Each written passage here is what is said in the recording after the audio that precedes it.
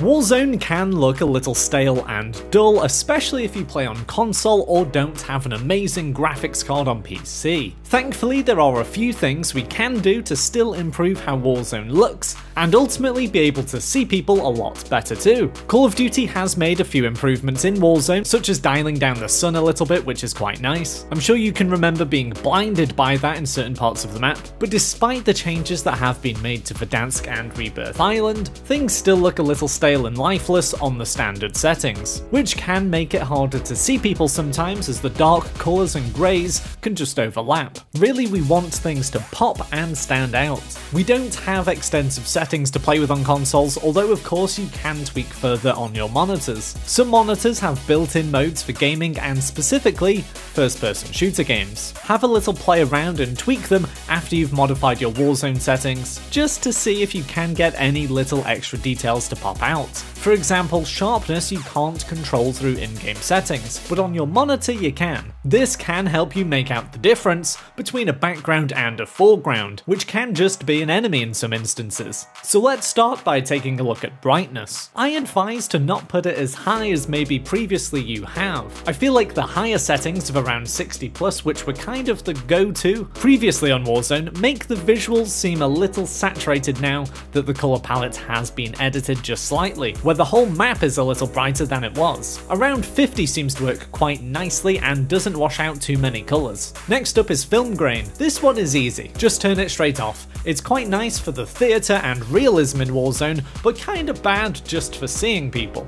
Now on to colourblind settings, which we can change both on the game and on our consoles. This is where some of the biggest visual changes are made. I suggest using Deuteranopia or Tritonopia. I played on Tritonopia until about a week or so ago, when I changed it back to Deuteranopia, where the colours make the game seem way more vibrant, and the colours just pop more compared to standard settings. I ran the Tritonopia setting when Cold War was introduced to Warzone, because everything ended up either too bright or too dark on the standard settings. But since the colour palette got altered, Deuteranopia seems a good choice now, but honestly either of the two are better than the standard setting. On top of these in-game settings, you can correct your colour settings on your console. On the Xbox Series X you can go to General Settings, then Video Fidelity, then increase colour depth bits per pixel. I'm not too sure whether this option is on the Xbox One too, unfortunately. Xbox One users, let me know down in the comments if it is. The PS5 has further colourblind settings through accessibility, again where you have the choice of Deuteranopia or Tritonopia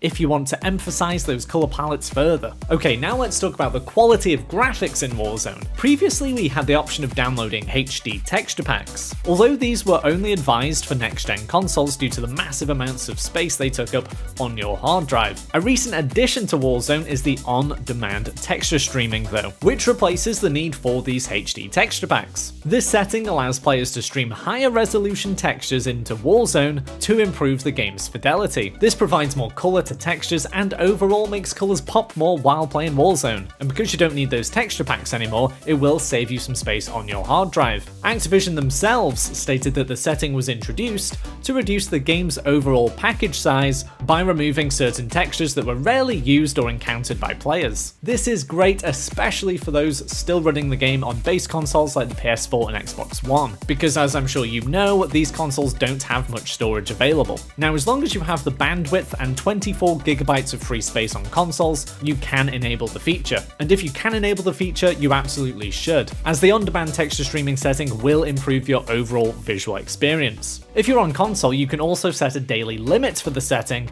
so that it doesn't draw too much internet bandwidth over time.